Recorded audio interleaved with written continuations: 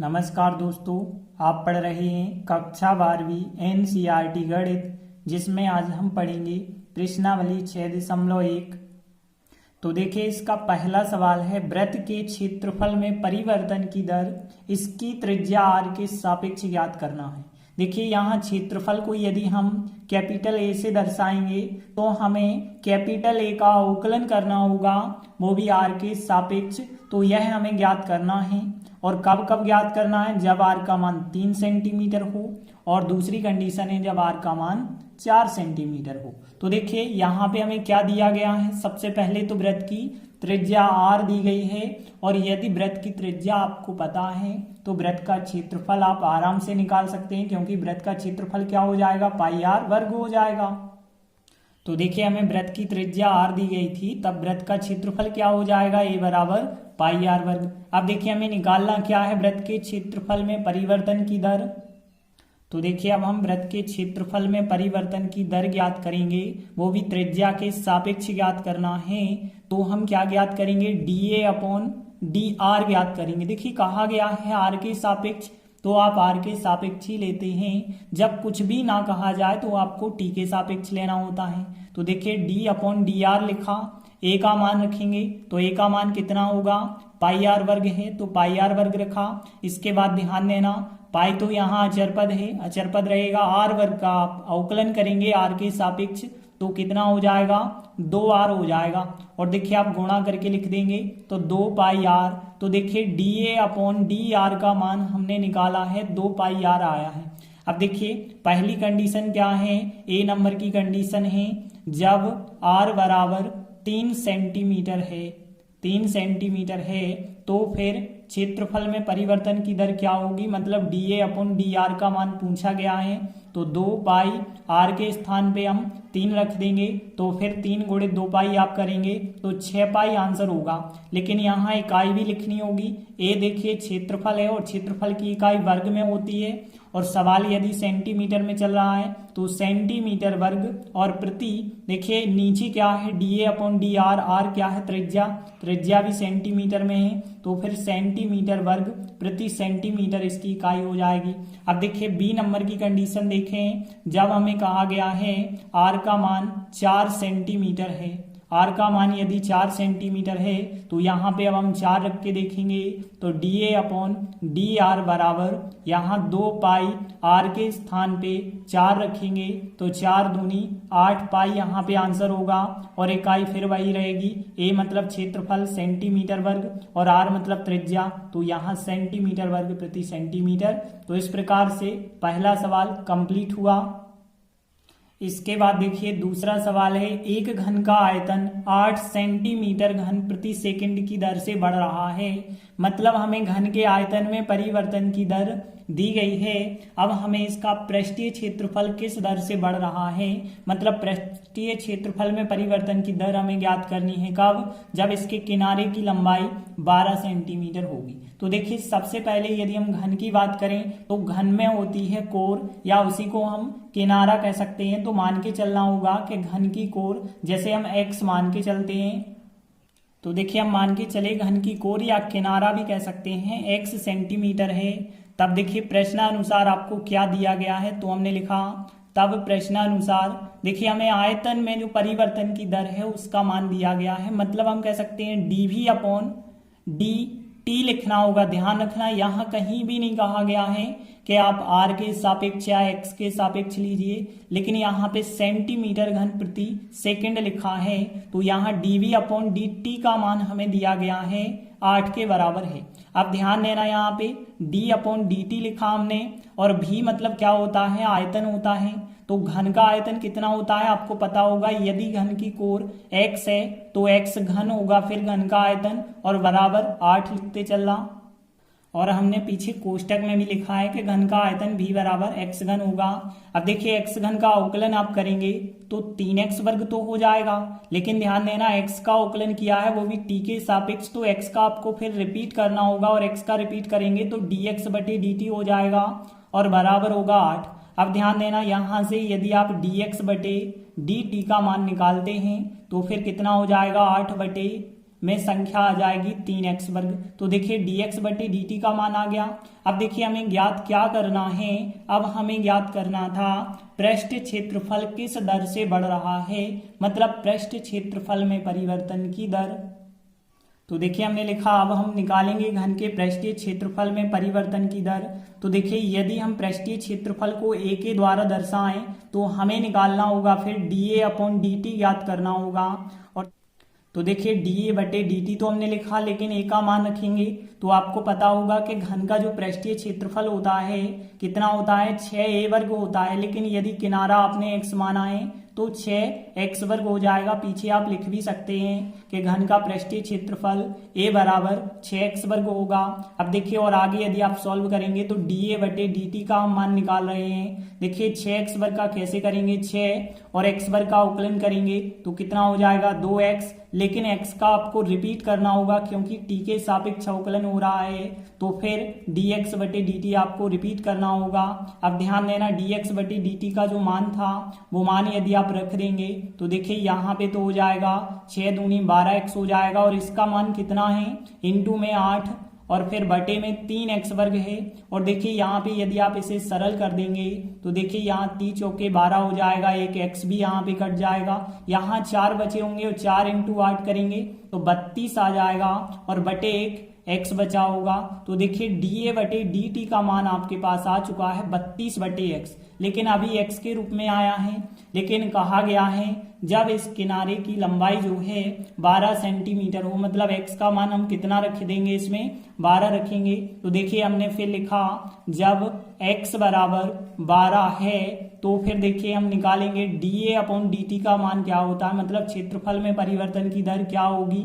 तो देखिए हम फिर क्या करेंगे, 32 बटे x का मान फिर कितना रख देंगे 12, और यदि आप इन्हें काट देते हैं तो 4 से कट रही, 4 8 32 और यहाँ 4 3 12, तो 4 से हमने काटा है तो dA अपॉन dt का मान 8 बटे 3 इकाई। और यदि आप लिख देंगे तो देखिए यहाँ a है क्षेत्रफल और क्षेत्रफल होता है सेंटीमीटर वर्ग में, और प्रति और t है टाइम, टाइम मतलब यहाँ पे हो जाएगा सेकंड, तो सेंटीमीटर वर्ग प्रति सेकंड आपका फिर आंसर हो जाएगा। तो इस प्रकार से दूसरा सवाल भी कंप्लीट हुआ। इसके बाद देखिए तीसरा सवाल है, एक वृत्त की त्रिज्या समान रूप से 3 सेंटीमीटर प्रति सेकंड की दर से बढ़ रही है, ज्ञात कीजिए वृत्त का क्षेत्रफल किस दर से बढ़ रहा है जबकि त्रिज्या 10 सेंटीमीटर है। तो सबसे पहली चीज तो आपको त्रिज्या माननी पड़ेगी। तो मान के चलते हैं हम वृत्त की त्रिज्या r है, तो देखिए मान के चले हम वृत्त की त्रिज्या r सेंटीमीटर है। तब प्रश्नानुसार देखिए अब हमें प्रश्न में क्या दिया गया है वो देखेंगे। तो देखिए हमें दिया गया है त्रिज्या समान रूप से बढ़ रही है, मतलब त्रिज्या में बढ़ने की दर या त्रिज्या में परिवर्तन की दर का मान हमें दिया गया है, मतलब r में परिवर्तन की दर दी गई है। तो dr अपॉन dt का मान हमें दिया गया है 3 सेंटीमीटर प्रति सेकंड। अब देखिए हमें ज्ञात क्या करना है, वृत्त का क्षेत्रफल किस दर से बढ़ रहा है। तो सबसे पहले तो आपको पता होना चाहिए कि वृत्त का क्षेत्रफल क्या होता है। तो हमने लिखा क्योंकि वृत्त का जो क्षेत्रफल होगा जब r त्रिज्या है तो वृत्त का क्षेत्रफल फिर कितना हो जाएगा, पाई r वर्ग हो जाएगा। अब देखिए यदि आप क्षेत्रफल को a के द्वारा दर्शाएंगे तो a का मान कितना हो गया, पाई r वर्ग। अब देखिए हमें ज्ञात क्या करना है कि यहाँ जो क्षेत्रफल है वो किस दर से बढ़ रहा है, मतलब क्षेत्रफल में परिवर्तन की दर। तो dA बटे dt हम ज्ञात करेंगे। तो देखिए कैसे, dA बटे dt लिखा, a का मान रख देंगे तो a का मान कितना है, पाई r वर्ग है। और देखिए यहाँ पाई तो अचर पद रहेगा, r वर्ग का यदि आप अवकलन करेंगे तो r वर्ग का हो जाएगा 2r, लेकिन r का t के सापेक्ष हम कर रहे थे तो r का रिपीट भी करेंगे तो dr बटे dt रिपीट भी हो जाएगा। तो देखिए यहाँ तो 2 पाई r हो गया और dr बटे dt का मान कितना है आपके पास, 3 है। तो 3 यदि आप रख देंगे तो 3 दूनी 6 पाई r हो जाएगा dA बटे dt का मान। तो देखिए यहाँ जो dA बटे dt आया है 6 पाई r आ गया है, लेकिन अब कहा गया था जब त्रिज्या 10 सेंटीमीटर हो। तो देखिए अब इसी में हम r का मान 10 रखेंगे। तो जब r बराबर 10 सेंटीमीटर है तो फिर dA बटे dt का मान क्या हो जाएगा, तो dA बटे dt का मान फिर होगा देखिए 6 पाई, r का मान 10 रखेंगे तो यहाँ 10 गुणित 6 पाई करेंगे मतलब 60 पाई हो जाएगा फिर आंसर। लेकिन अब इकाई और लिखनी होगी तो देखिए a होता है क्षेत्रफल, क्षेत्रफल की होती है सेंटीमीटर वर्ग, और फिर t होता है टाइम मतलब सेकंड, तो सेंटीमीटर वर्ग प्रति सेकंड, यही हमारा फिर आंसर हो जाएगा। तो इस प्रकार से तीसरा सवाल भी कंप्लीट हुआ। इसके बाद देखते हैं चौथा प्रश्न है, एक परिवर्तनशील घन का किनारा 3 सेंटीमीटर प्रति सेकंड की दर से बढ़ रहा है। घन का आयतन किस दर से बढ़ रहा है जबकि किनारा 10 सेंटीमीटर लंबा हो। तो देखिए यहाँ घन की बात हो रही है तो सबसे पहले तो हमें घन का किनारा या घन की कोर को मानना पड़ेगा। तो हम मान के चल रहे हैं कि घन की कोर x सेंटीमीटर है। तो देखिए हम मान के चले घन की कोर या किनारा भी कह सकते हैं x सेंटीमीटर है। तब प्रश्नानुसार देखिए हमें क्या क्या चीजें दी गई हैं वो चीज हम लिखेंगे। तो देखिए सबसे पहली चीज हमें कहा गया किनारा जो है 3 सेंटीमीटर प्रति सेकंड की दर से बढ़ रहा है। तो देखिए यह हो जाएगा फिर dx बटे dt का मान, क्योंकि कोर को हमने x माना है और कोर में परिवर्तन की दर का मान हमें कितना दिया गया है 3 सेंटीमीटर प्रति सेकंड दिया गया है। अब देखिए हमें निकालना क्या है, घन का आयतन किस दर से बढ़ रहा है। तो सबसे पहले आपको पता होना चाहिए कि घन का आयतन होता क्या है। तो देखिए यदि घन की कोर हमें पता है, घन की कोर यदि x है तो फिर घन का आयतन यदि हम v से दर्शाएंगे तो क्या हो जाएगा फिर x घन हो जाएगा। अब देखिए हमें निकालना क्या है, आयतन में परिवर्तन की दर, मतलब हम इस v की परिवर्तन की दर ज्ञात करेंगे तो dv बटे dt का मान हमें ज्ञात करना होगा। तो देखिए d बटे dt लिखा और v का मान हमने रखा x घन। अब देखिए x घन का अवकलन करेंगे तो 3x वर्ग होगा, लेकिन x का t के सापेक्ष किया है तो dx बटे dt आपको रिपीट भी करना होगा। और ध्यान देना यहाँ 3x वर्ग लिखा, dx अपॉन dt का मान 3 था तो हमने 3 रखा, तो यहाँ 3 गुणित 3 मतलब 9x वर्ग हो जाएगा dv अपॉन dt का मान। तो आयतन में परिवर्तन की दर हो गई 9x वर्ग। लेकिन कहा गया है किनारा जब 10 सेंटीमीटर लंबा हो, मतलब जब x का मान हम 10 रखते हैं तो हमने फिर लिखा जब x बराबर 10 सेंटीमीटर हो तब फिर क्या हो जाएगा dv बटे dt का मान हमसे पूछा गया है तो 9 और x के स्थान पे 10 रखेंगे और वर्ग लगा था तो वर्ग। तो देखिए 10 का वर्ग 100 गुणित 9 करेंगे 900 हो जाएगा। अब देखिए आयतन की इकाई क्या होती है सेंटीमीटर घन होती है, और बटे में या प्रति कहेंगे हम, और नीचे है टी मतलब टाइम, सेकंड में आप लिख देंगे। तो देखिए dv अपॉन dt का मान कितना हो जाएगा 900 सेंटीमीटर घन प्रति सेकंड, यही हमारा फिर आंसर होगा। इसके बाद देखिए पांचवा सवाल है, एक स्थिर झील में एक पत्थर डाला जाता है और तरंगें वृत्तों के रूप में बनती हैं। वृत्तों के रूप में 5 सेंटीमीटर प्रति सेकंड की गति से चलती हैं। जब वृत्ताकार तरंग की त्रिज्या 8 सेंटीमीटर हो तो उस क्षण घिरा हुआ क्षेत्रफल किस दर से बढ़ रहा है। सबसे पहली चीज तो आप देखिए वृत्ताकार तरंग की बात हो रही है तो मान के चलना होगा कि एक वृत्ताकार कोई तरंग है जिसकी त्रिज्या हम r मान के चलेंगे। तो देखिए हम मान के चले वृत्ताकार तरंग की त्रिज्या r सेंटीमीटर है। तब प्रश्नानुसार, अब देखिए प्रश्न में हमें क्या दिया गया है तो हमने लिखा तब प्रश्नानुसार देखिए हमें दिया गया है जो तरंगे हैं 5 सेंटीमीटर प्रति सेकंड की गति से चलती हैं, मतलब हमें यह त्रिज्या में परिवर्तन की दर दी गई है तो हम कहेंगे dr बटे dt का मान हमें दिया गया है 5 सेंटीमीटर प्रति सेकंड। अब हमें निकालना क्या है, घिरा हुआ जो क्षेत्रफल है वो क्षेत्रफल किस दर से बढ़ रहा है। तो देखिए आपको पता होना चाहिए कि जो वृत्ताकार तरंग है उसका क्षेत्रफल क्या होगा।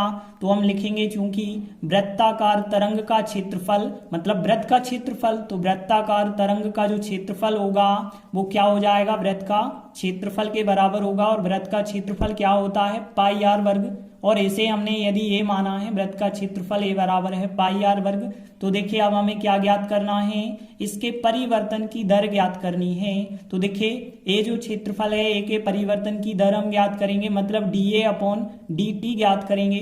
तो देखिए d अपॉन dt लिखा और फिर a का मान कितना रख देंगे पाई r वर्ग रखेंगे। फिर हम अवकलन करेंगे तो क्या आएगा, देखिए यहाँ पे पाई तो अचर पद है, पाई लिखा हमने, आर वर्ग का करेंगे तो कितना आ जाएगा 2r आएगा। लेकिन ध्यान रखना आर वर्ग का हमने 2r तो कर दिया, टी के सापेक्ष किया है आर का, तो आर का फिर रिपीट हो जाएगा, मतलब dr बटे dt आ जाएगा।